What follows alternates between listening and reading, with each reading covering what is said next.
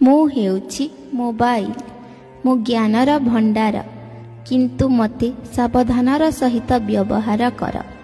ମୁଁ ନିଦ ଚୋରି କରେ, ମୁଁ ଶାନ୍ତି ଚୋରି କରେ, ମୁଁ ଆଖିର ଆଲୋକ ଲିଭାଏ। ମୁଁ ହେଉଛି ମୋବାଇଲ। ମୁଁ ବଡ଼ କାମର ଜିନିଷ। ଆଜି ମୁଁ ପ୍ରତ୍ୟେକ ମଣିଷ ପାଇଁ ଆବଶ୍ୟକ। ଆଜିର ଦୁନିଆରେ ମୋ ଠାରୁ ଅଧିକ ଶକ୍ତିଶାଳୀ କେହି ନାହାନ୍ତି। ଆପଣ ଜାଣନ୍ତି କାହିଁକି ଏବଂ କିପରି ମୁଁ ଏତେ ମଜବୁତ ଏବଂ ବଳଶାଳୀ ହେଲି? ମୁଁ ହେଉଛି ମୋବାଇଲ। ମୁଁ ପିଲାମାନଙ୍କର ପିଲାଦିନ ଖାଇଲି, ମୁଁ ଯୁବକମାନଙ୍କର ଯୌବନ ଖାଇଲି। ମେଣ୍ଟିଲାନି ମୋର ଭୋକ।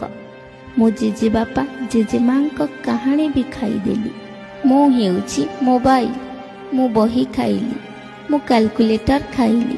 ମୁଁ ବହୁତ ଛୋଟ, କିନ୍ତୁ ମୁଁ ବଡ଼ ପରଦାର ସିନେମା ଘରକୁ ବି ଖାଇଦେଲି। ମୁଁ ହେଉଛି ମୋବାଇଲ। ଆଜିକାଲି ମୁଁ ବହୁତ ବଡ଼ କାମ କରୁଛି, ଦୋକାନ ଏବଂ ରୋଜଗାରକୁ ଖାଉଛି। ଲୋକମାନେ ମୋ ଦ୍ୱାରା ଅନଲାଇନ୍ ସବୁକିଛି ଅର୍ଡ଼ର କରିବାରେ ଅଭ୍ୟସ୍ତ। ଗୋଟିଏ ଦିନ ଏମିତି ଆସିବ ଯେତେବେଳେ ବଜାରରେ ନୀରବତା ଦେଖାଯିବ। ମୁଁ ହେଉଛି ମୋବାଇଲ। ନା ମୁଁ ଆପଣଙ୍କୁ ଖେଳିବାକୁ ସମୟ ଛାଡ଼ିବି, ନା ବ୍ୟାୟାମ କରିବାକୁ। ମୁଁ ଆପଣଙ୍କର ଦକ୍ଷତାକୁ ମଧ୍ୟ ହ୍ରାସ କରିଦେବି। ଆପଣ କମ୍ କାମ କରିବେ ଏବଂ ମୋତେ ଅଧିକ ଦେଖିବେ। ମୁଁ ହେଉଛି ମୋବାଇଲ।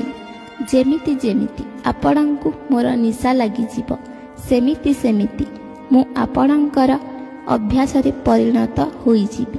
ମୁଁ ଆପଣଙ୍କୁ ସେହି ଲୋକଙ୍କ ଠାରୁ ଦୂରେଇ ଦେବି ଯିଏ ଆପଣଙ୍କର ବହୁତ ନିଜର ଅଟନ୍ତି।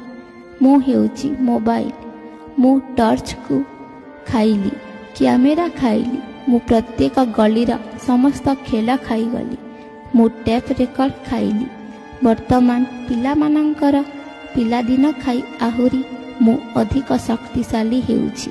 ମୁଁ ହେଉଛି ମୋବାଇଲ। ମୁଁ ରେଡ଼ିଓ ଖାଇଛି, ଘଣ୍ଟା ଖାଇଛି, ଟିଭି ମଧ୍ୟ ଖାଇଛି। ମୁଁ କମ୍ପ୍ୟୁଟର ଖାଇଲି। ମୁଁ ଚିଠି ବା ପତ୍ରକୁ ସମ୍ପୂର୍ଣ୍ଣ ନଷ୍ଟ କରିଦେଲି। ତେଣୁ ମୋତେ ସାବଧାନରେ ବ୍ୟବହାର କରନ୍ତୁ, ସାବଧାନରେ ବ୍ୟବହାର କରନ୍ତୁ। ବିଶ୍ୱାସ କରନ୍ତୁ, ଏହି ଚ୍ୟାନେଲ ଆପଣଙ୍କ ପାଇଁ ପ୍ରତିଦିନ ଏମିତି ଶିକ୍ଷଣୀୟ ବାର୍ତ୍ତା ଆଣିବ। ତେଣୁ ଡେରି ନ କରି ଏବେ ହିଁ ଆମ ଚ୍ୟାନେଲ ଗୀତିକା ଭଏସ୍କୁ ସବସ୍କ୍ରାଇବ୍ କରିଦିଅନ୍ତୁ। ନୋଟିଫିକେସନ୍ ବେଲ୍କୁ ଅନ୍ କରିଦିଅନ୍ତୁ। ଭିଡ଼ିଓକୁ ଗୋଟିଏ ଲାଇକ୍ ନିଶ୍ଚୟ କରନ୍ତୁ।